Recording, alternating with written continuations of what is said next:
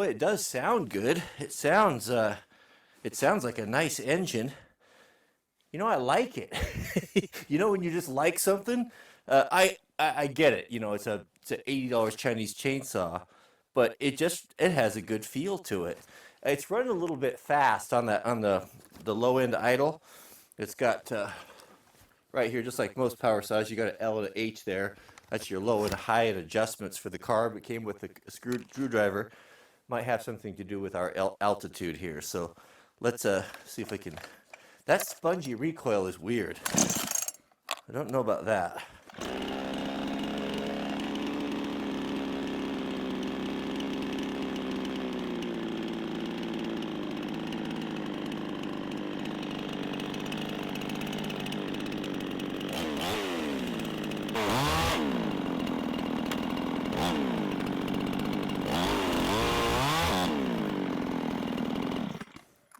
All right, did you see what it's doing?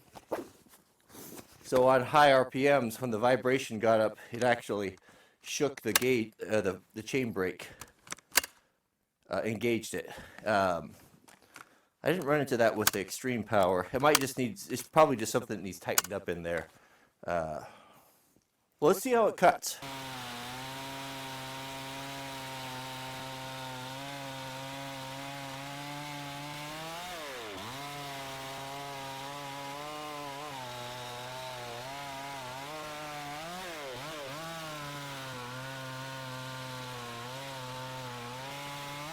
That was our first cut. Now you see a little smoke off the power head there. That's fine. That's just the newness burning off of it.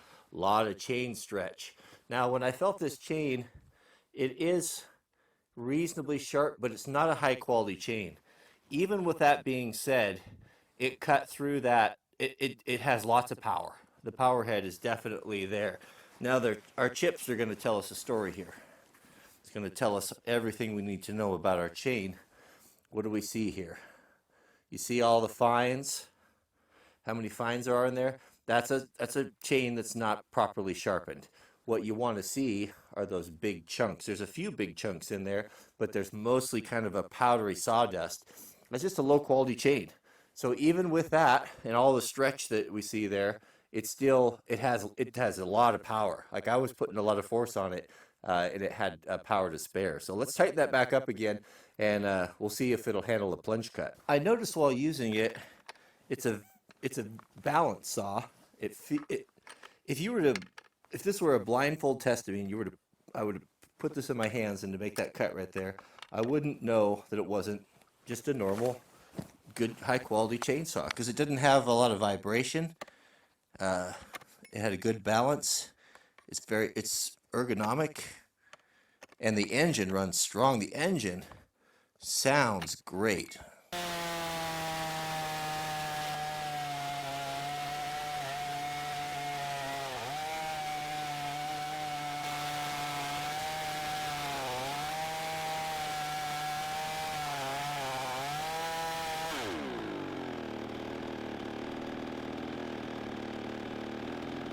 This is a great little saw. I mean, we just started using it, but everything is working. There's a lot of metal in it. It has a solid feel to it.